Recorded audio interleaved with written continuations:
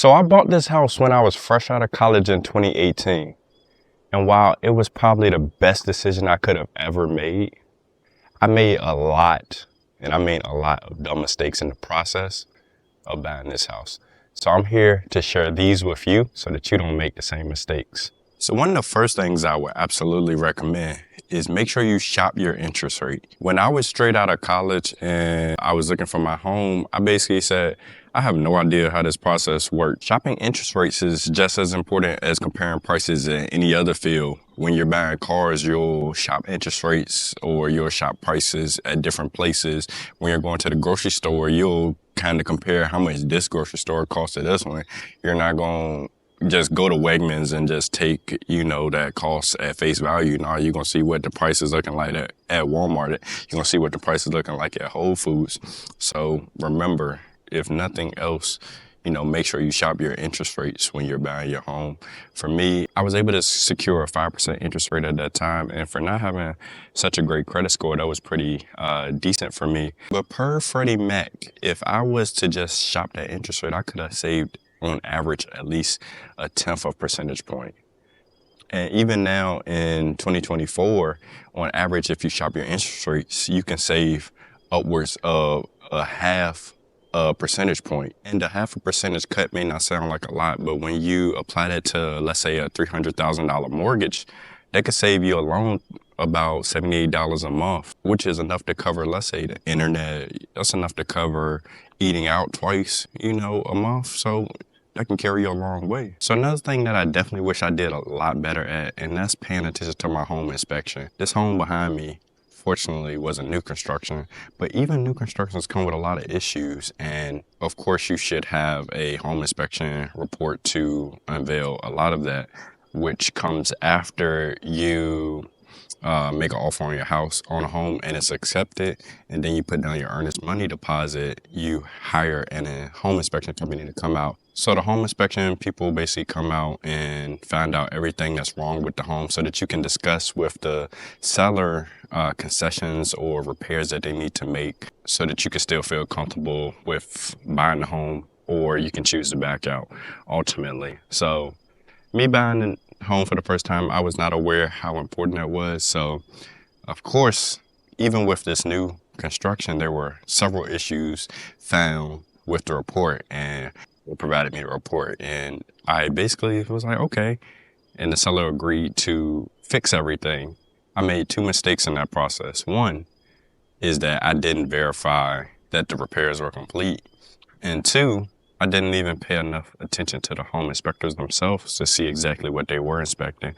And because of that, I now have a couple problems, like a leaking overflow drain in my upstairs bathroom, which caused leaks on my downstairs ceiling, a faulty front porch electrical plug that doesn't work, and the siding was improperly installed. And during a strong wind, basically, it came and blew a lot of siding off, and that cost me a good amount of money to repair and come and have them redo the siding. So avoid, having to pay that money on repairs in the future by making sure you pay a lot of attention to your home inspection.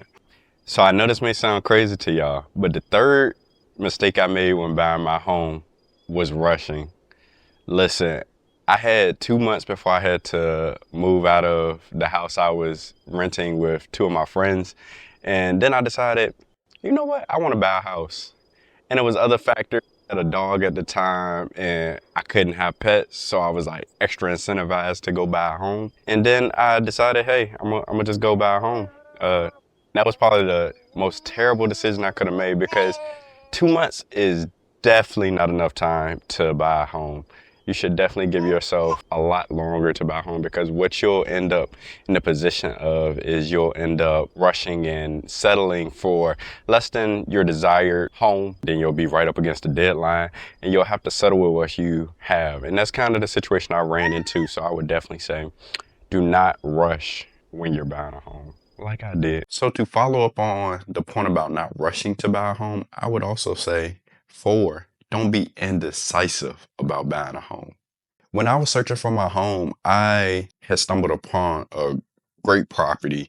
It was about 800 square feet more than the home I have now. Had an extra bedroom, and it was only about 11K more in price. And I was like, oh my God, this is a great value. I have to jump on this.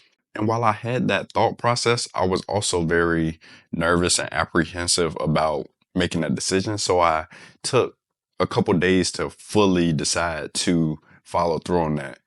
And as some of you may know, a couple days in the real estate game, in the housing game, may be a death sentence to getting your dream house. And that's exactly what happened to me.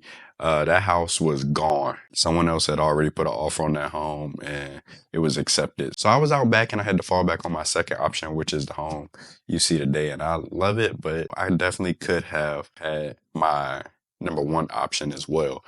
And this mistake was a double whammy because it not only hurt me from a preference standpoint, as I had to fall back on my second option, but it also hurt me from a financial standpoint, as how I stated, the property was only 11K more than what this property was.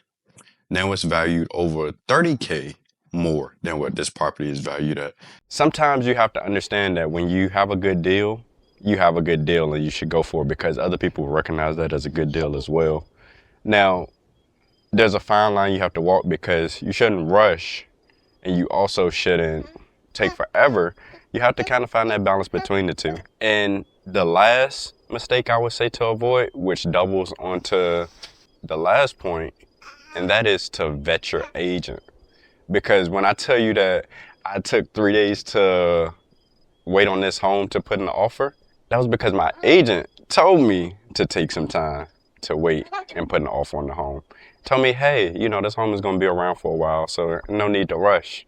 And that was probably the famous last words that agent could have told me because I lost out on that home and I could have recognized it like I did as a good value and had a better home and a better value of home than I do today. But you live and you learn. So definitely make sure you find an agent that's going to keep it real with you, that's going to always have your best interests at mind, and that you can communicate exactly what you want and they can follow up and make sure that you get what you want in a home.